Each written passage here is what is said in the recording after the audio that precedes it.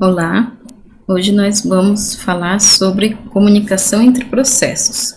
Vamos aprender 3 termos que a gente utiliza muito na disciplina de SEO. Seriam condições de corrida, regiões críticas e exclusão mútua. A comunicação entre processos também é chamada de IPC, que vem do termo em inglês Interprocess Communication. Então, ela trata justamente das maneiras que a gente pode utilizar para fazer a comunicação entre 2 processos. É comum que essa comunicação seja feita através de uma parte da memória ou através de um arquivo. Por padrão, a gente aprendeu que um processo não compartilha memória com o outro. Então, o processo é uma caixa fechada e o espaço de endereçamento de um processo, nesse espaço só o próprio processo pode manipular, mas a gente tem como mudar essa configuração padrão para permitir que parte de uma memória seja compartilhada entre 2 ou mais processos. E daí vem a dificuldade. Como garantir que esses processos, ao manipularem essa memória compartilhada, não gerem conflito, né? Como garantir que um processo A e B que manipula uma memória compartilhada não vão apagar dados por erro, por equívoco, ou acessar em momentos que deveriam ser sincronizados e não estão de fato sincronizados. Então começa a existir uma série de dificuldades quando a gente começa a trabalhar com região de memória compartilhada. Por exemplo, vamos imaginar essa situação bem diferente de uma programação convencional. Um diretório de arquivos, onde os processos escrevem o nome de arquivos que devem ser impressos. E um terceiro processo, de tempos em tempos, lê esse diretório e pega um arquivo para ser impresso na impressora. É o que ocorre no que a gente chama de um daemon de impressão num diretório de spool. Então, nesse diretório, vamos imaginar que já existam 3 arquivos, abc, prog.c e prog.n. Quando o novo arquivo entrar nesse diretório, ele vai entrar na posição in, que aponta para o número 7, posição 7 dessa estrutura. E quando um arquivo for ser posto para imprimir, para impressão, ele vai ser pego da posição out. Aí vamos imaginar que 2 processos queiram imprimir arquivos, o processo A e o processo B. Um deles vai chegar primeiro, vamos imaginar que seja o processo A. Então, o processo A quer colocar um arquivo para imprimir, então ele vai ler o valor da variável in. Ele vai ler que o valor dessa variável é 7, e daí vamos imaginar que nesse momento ele seja preemptado. Quando ele for preemptado, o processo B entra em execução e vamos imaginar que esse processo também queira pôr um arquivo para ser impresso. Nesse caso, B também deve ler o valor da variável in e também vai ler o valor 7. Só que B continua a execução. B, então, escreve o nome do arquivo na posição 7 e incrementa o valor da variável in, passando o in para 8, ou seja, o próximo processo que quiser imprimir vai imprimir o nome do arquivo na posição 8. Daí B termina, escreveu o nome do arquivo com sucesso no diretório e vai achar que essa impressão vai ser feita com sucesso em algum momento. Só que assim que ele termina, A volta a executar do ponto onde tinha parado. Então, A tinha lido o valor 7 e continua com esse valor na memória. Então, A vai vir aqui na posição 7 e vai sobrescrever o arquivo que B tinha escrito. Vai escrever com sucesso, vai finalizar e vai achar que esse arquivo também vai ser impresso com sucesso em algum momento. Tanto A quanto B escreveram com sucesso, só que B não sabe que o valor escrito por ele foi sobrescrito e o arquivo nunca vai ser impresso, só o arquivo de A. Então, deu para ver o problema acontecendo? Então, A começou a executar, foi preemptado numa parte onde ele estava manipulando uma região de memória compartilhada. Então, para quem quiser, tá aqui um resumo do que aconteceu, do que eu executei. E nessa situação em que A e B estão compartilhando uma região de memória e conflitos acontecem, a gente tem ali uma condição de corrida entre A e B. Então, uma condição de corrida é uma situação em que 2 ou mais processos estão lendo ou escrevendo algum dado compartilhado e cujo resultado final depende da ordem de execução desses processos. E a gente não sabe garantir qual é a ordem de execução. A gente já viu que o escalonamento do sistema operacional, ele foge do nosso controle. Então, pode ser que A comece antes de B, pode ser que A finalize totalmente sem ser preemptado, pode ser que B comece e seja preemptado, podem ter várias combinações. E quando eu falo que essa condição de corrida acontece com os processos, eu quero dizer tanto processos tradicionais quanto threads. E daí a próxima questão que a gente levanta é: o que fazer para evitar essas condições de corrida? Então, para evitar condições de corrida, a ideia é óbvia. A gente tem que encontrar um modo de impedir que mais de um processo manipule a memória compartilhada, o arquivo compartilhado ao mesmo tempo. Ou seja, a gente quer garantir o que a gente chama de exclusão mútua. Ou um processo manipula a região compartilhada, ou o outro processo, nunca os dois ao mesmo tempo. Tá? Como solucionar de maneira simples esse problema, então? Primeira coisa que a gente tem que fazer é identificar as regiões onde as condições de corrida acontecem, ou seja, as regiões, a parte do código, onde há manipulação dessa memória compartilhada. A parte de um programa em que há o acesso à memória ou arquivo compartilhado é chamada de seção crítica ou região crítica. A gente quer evitar o acesso simultâneo a essa região. E para isso a gente não pode fazer suposições. A gente não pode supor nada a respeito da velocidade, número de CPUs, tipo de escalonamento de uma máquina, de um sistema. Além disso, nenhum processo executando fora de sua região crítica pode bloquear outros processos. Ou seja, a exclusão mútua só acontece dentro da seção crítica. Tá? E nenhum processo deve esperar eternamente para entrar em sua região crítica. Então, se a gente tem 10 processos que querem manipular uma região crítica, um único processo deve conseguir fazer em um determinado momento. Os outros 9 processos vão ficar enfileirados esperando que esse processo da região crítica termine o seu trabalho. E esses 9 processos têm que ser atendidos dentro de um tempo razoável. Não pode haver espera indeterminada de um deles. Então, por exemplo, nessa imagem a gente vê 2 processos, A e B, executando. A começa a execução e no tempo T1 ele entra num código que manipula uma região compartilhada de memória ou um arquivo. Então, ele está entrando na região crítica. No instante T2, o processo B também solicita a entrada na região crítica, só que ele é bloqueado, porque a gente está garantindo a exclusão mútua. Se o processo A está na região crítica, o processo B não pode estar. Nesse caso, ele fica suspenso, bloqueado, até que A, no instante T3, finalize a execução da região crítica. Nesse momento, ele entra na região e fica lá até o instante T4.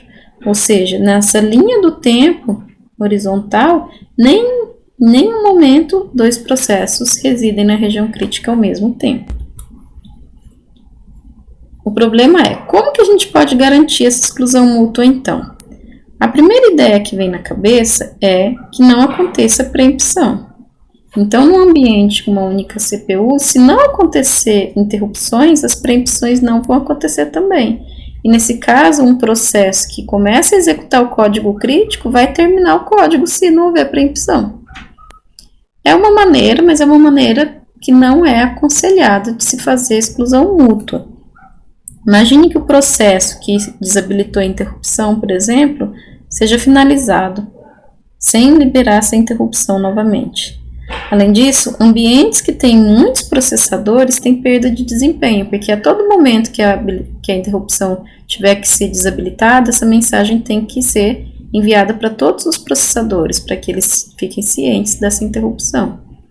E por fim, se o relógio do sistema em si for atualizado através de interrupções, e essas interrupções forem suspensas, o relógio vai sofrer atrasos. Então, não é uma boa ideia desabilitar a interrupção. A segunda ideia, ela é bem comum em alunos e profissionais que nunca estudaram sistemas operacionais, essa parte de sincronismo de sistemas operacionais.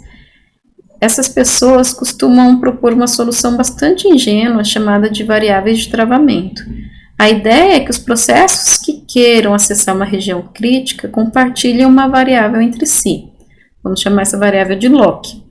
E ela assumiria dois valores possíveis. 0, quando a seção crítica estivesse livre, e 1, sinalizando que a seção crítica estaria ocupada. Então, a ideia é que se um processo, quando ele quer entrar na região crítica, ele verifique o valor de lock. Se lock igual a 0, significando que a seção crítica está livre, então ele imediatamente seta lock para 1 e entra na seção crítica. Ao terminar o trabalho da seção crítica, ele seta lock para 0 novamente, sinalizando que agora a seção crítica voltou a ficar disponível. E um processo, quando ele encontra lock igual, quer entrar na seção crítica, encontra lock igual a 1, isso quer dizer que a seção está ocupada. Então, ele fica numa espera, num while, até que essa variável troque de valor. A gente vê aqui um exemplo do uso de variáveis de travamento. Vamos ver os processos A e B, ambos querem entrar numa região crítica. Tá aqui. Então, vamos imaginar que o processo A comece, então ele verifica. Valor de lock é igual a 0, ou seja, a região crítica está livre? Vamos imaginar que sim, que inicialmente lock é igual a 0. Nesse caso, no mesmo momento, ele seta lock para 1 e entra na região crítica. Terminou essa região crítica, ele seta lock para 0 e finaliza. Vamos imaginar uma situação um pouco anterior ao término de A. Vamos imaginar que A queira executar, então ele verifica. Lock igual a 0? Sim. E vamos imaginar que antes de executar lock setado para 1, ele seja preemptado. Nesse caso, B vai executar, vai querer entrar na seção crítica e vai verificar. Lock igual a 0? Também é. Ainda é. Então, nesse caso, ele imediatamente seta lock para 1 e entra na região crítica. Ele estando na região crítica, vamos imaginar que ele foi preemptado. Nesse caso, ele foi preemptado dentro da região crítica e a gente volta a execução para A. A, então, vai voltar do ponto onde parou. O contador de programa está apontando para essa instrução. Então, nesse momento que A retomar a execução, o lock vai ser setado para 1 e ele também vai entrar na seção crítica. Ou seja, temos os dois processos na região crítica. Não estamos garantindo exclusão mútua. Então, a variável de travamento falhou. E falhou por quê? Porque aconteceu uma preempção entre o momento de leitura e configuração de uma variável. Olha só. Então, esse é um caso que mostra que a variável de travamento não falhou. Essa não é o único problema dessa abordagem. Vamos seguir aqui. Vamos imaginar que A quer acessar a região crítica, verificou o valor de lock que era 0, setou lock para 1 e está na região crítica. Vamos imaginar que estando na região crítica, ele foi preemptado e voltou B. B executou, vai verificar lock igual a 0? Não. Então, ele vai aqui para o while, ó. Ele vai ficar lá. Enquanto lock for igual a 1, não faço nada, mas fico ocupando a CPU constantemente perguntando lock ainda é igual a 1, lock ainda é igual a 1, lock ainda é igual a 1, até que A termine a região crítica, sete lock para 0, e aí que esse processo B vai sair desse while. Mas veja que esse while aqui é o que a gente chama de uma espera, e é uma espera que ocupa a CPU. Por esse motivo, ela é chamada espera ocupada, busy waiting. Então, vejam que variáveis de travamento, elas não funcionam, porque elas usam uma variável que a gente chamou de lock, que é uma variável compartilhada em si, que ela própria deveria ser protegida para ter exclusão mútua. Então, a gente quer prover exclusão mútua usando uma outra variável compartilhada que não está sendo protegida. Então, a gente continua com o mesmo problema. Existem outras ideias para solucionar o problema. A ideia 3, chaveamento obrigatório, que alterna a execução da seção crítica pelos processos. E a ideia 4, que é a solução de Peterson, que é um algoritmo que também garante essa exclusão mútua. Porém, as duas soluções sofrem de espera ociosa. Então, elas desperdiçam ciclos de CPU com trabalho que não é funcional, só para sincronizar. Então, quem tiver curiosidade, pode ir atrás nos livros textos da disciplina, vocês encontram esses algoritmos, mas aqui para nossa aula não é necessário.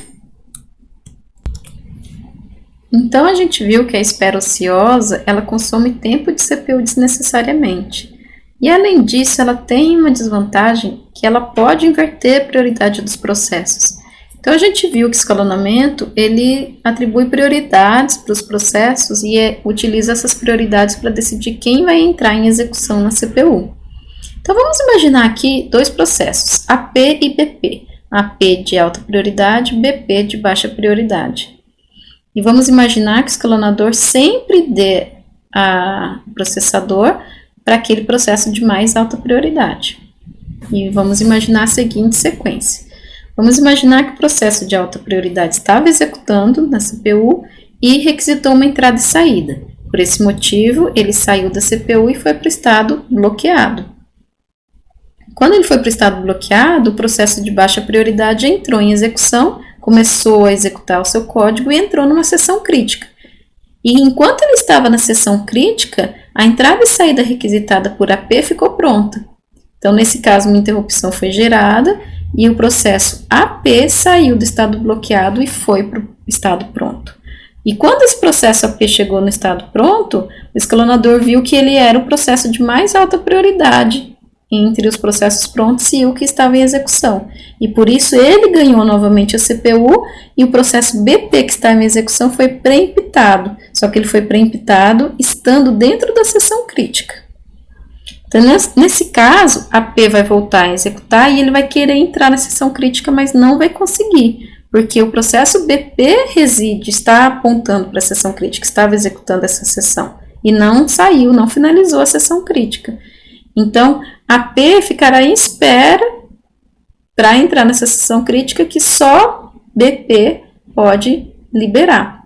Só que BP não vai liberar porque ele não consegue execução, porque ele tem mais baixa prioridade do que AP. Então, AP está pronto para executar, apto para executar, mas não consegue executar porque a seção crítica está sendo segurada por um processo de mais baixa prioridade.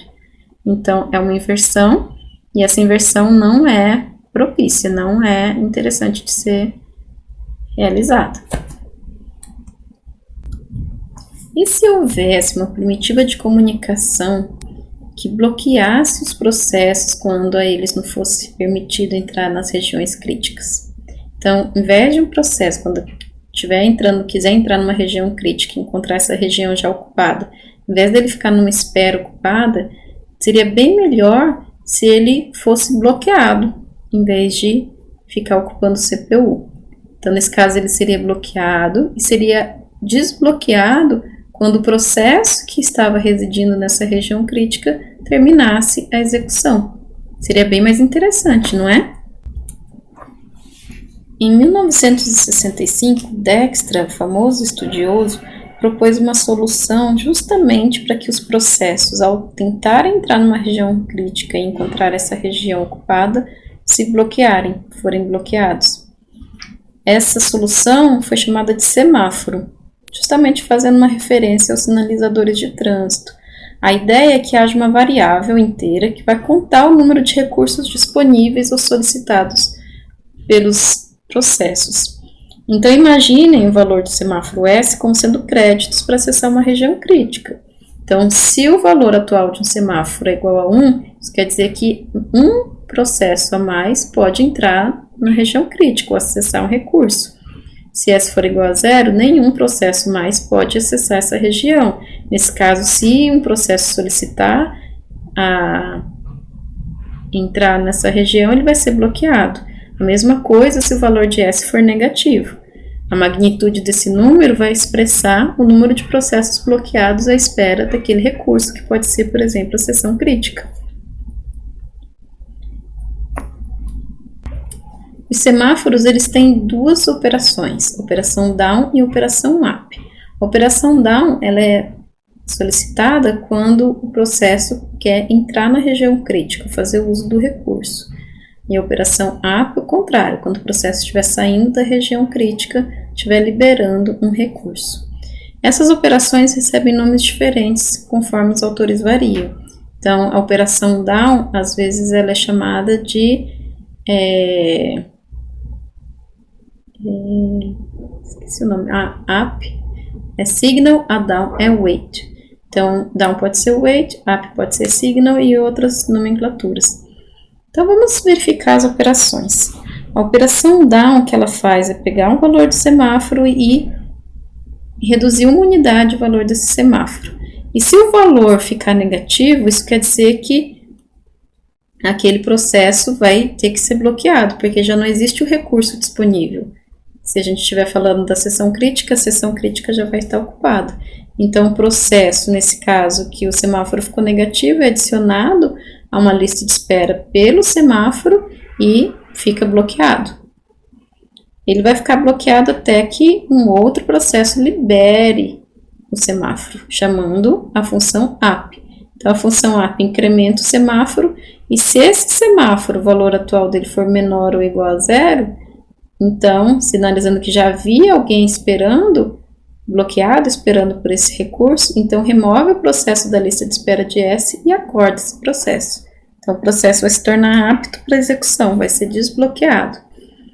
Então, essas duas expressões são utilizadas para entrar na seção crítica e liberar a seção crítica. O mais importante é que vocês vejam que elas têm várias instruções, só que a operação down e a operação up, por si só, elas são executadas atomicamente, isto é, de uma única vez, sem que haja preempção no meio do código. Só assim para elas funcionarem, porque aqui a gente tem uma situação que pode haver uma condição de corrida, né? Se S aqui tem um teste e depois a configuração da variável. Mais para frente a gente vai ver que se essas operações não forem executadas atomicamente, pode haver uma condição de corrida e pode haver um resultado conflituoso. A atomicidade dos semáforos das operações up e down, elas acontecem através do uso de instruções atômicas que já existem para a arquitetura. Operações do tipo test and set, que acontecem sem preempção, ou swap, que troca os valores. Isso é usado quando há máquinas com um único processador. Quando há máquinas com vários processadores, a atomicidade não é utilizada porque nesses casos há uma suspensão da interrupção. E para suspender a interrupção em ambientes multiprocessados, seria preciso o envio de mensagens que degradariam o desempenho do sistema. Então, no caso de ambientes multiprocessados, a espera ocupada ela é utilizada através de algoritmos tais como o algoritmo de Peterson ou da alternância de processos. Tá? Não vem ao caso agora, só por curiosidade. Então, vamos ver um exemplo do uso básico de semáforos. Então, novamente, vamos imaginar dois processos, A e B, e ambos querem executar uma região crítica, aqui através do método entra-reg-crítica.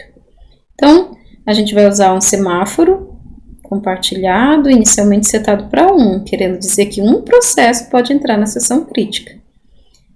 Quem vai começar pode ser o processo A, pode ser o processo B, vamos imaginar que o A comece. Nesse caso, ele vai requisitar o semáforo, então ele vai fazer um down. Vamos copiar, colar lá a operação down, ver o que ela faz. Então, S inicialmente é igual a 1, quando faz o down, S vai para 0, e verificamos, 0 é menor do que 0? Não, então nada acontece, e o processo, nesse caso, entra na região crítica.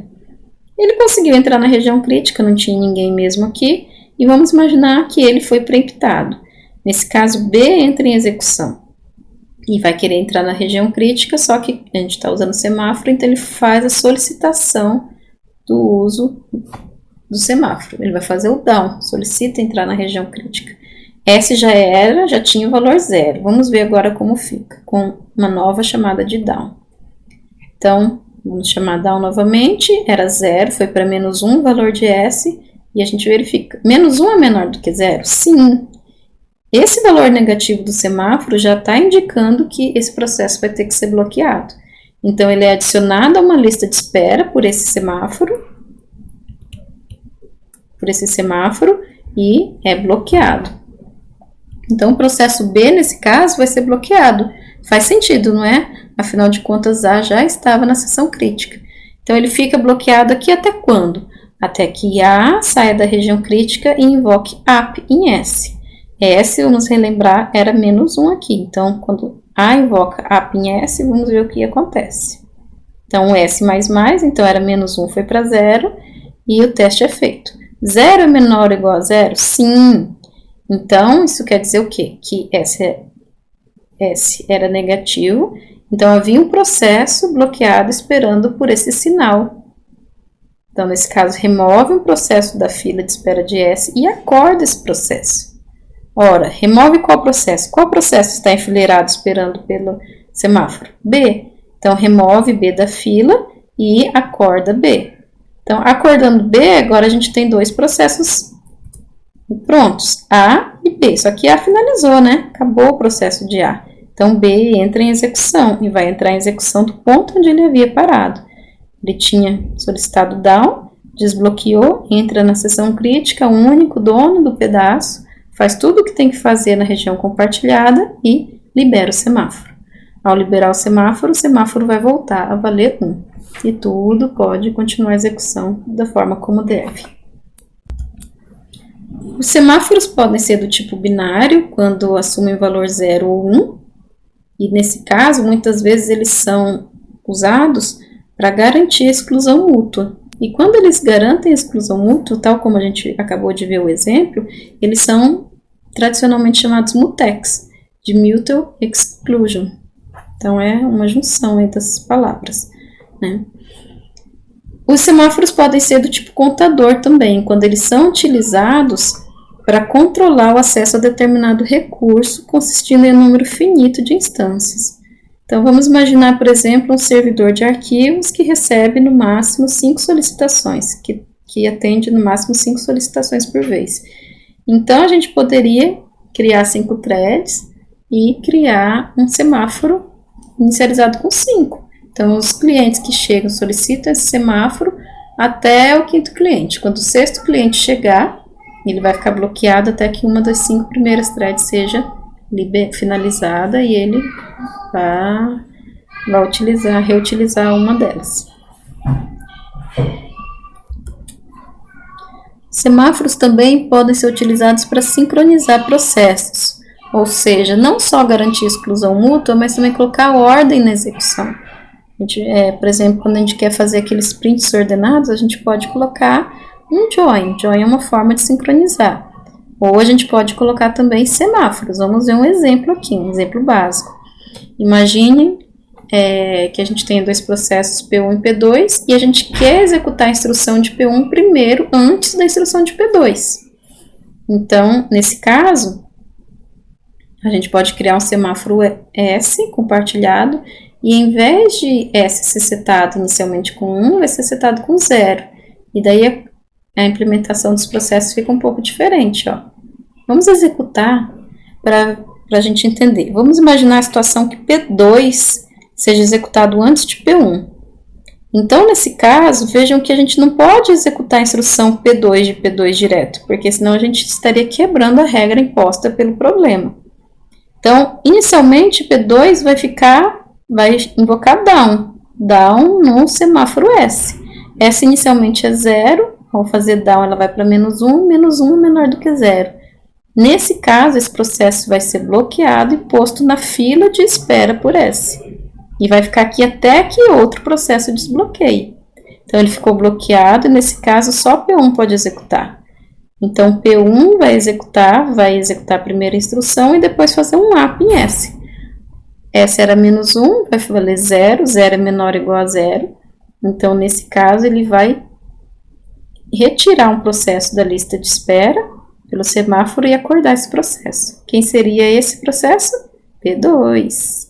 Então, P2 é acordado e pode executar a sua instrução. Interessante, né? Se P1 for o primeiro a ser executado, não tem problema nenhum. Executa a primeira instrução, como era pedido no problema, libera, vai ficar bem positivo, vai ficar com 1 aqui, aqui vai fazer o down, vai para 0 e executa P2. Semáforos, eles têm uma ótima função para sincronizar, para garantir a exclusão mútua, mas eles são difíceis de serem utilizados? No primeiro momento parece que não, mas conforme a gente vai tratando de problemas mais complexos, é comum a gente cometer erros, né, sem querer, lógico. E daí esses processos, muitas vezes, acabam consumindo o CPU indevidamente ou entram em deadlock, ficam travados eternamente um à espera do outro. É o que acontece quando a gente chama down 2 vezes seguidas no semáforo inicializado com 1, ou chama up ao invés de chamar down e não garante seção crítica, não garante a exclusão mútua da seção crítica, ou quando inverte semáforos utilizados para sincronismo. A gente vai ver no decorrer das próximas aulas. Então, só para a gente revisar aqui a aula de hoje. O que significa o valor negativo de um semáforo? Então, se um semáforo está configurado com o valor -3, isso quer dizer o quê? Quer dizer que 3 processos estão bloqueados à espera do semáforo. E esses processos bloqueados, eles ficam numa fila para serem desbloqueados. Como é a política para inserção e remoção nessa fila de espera? A gente não pode assumir nada a respeito dessa fila.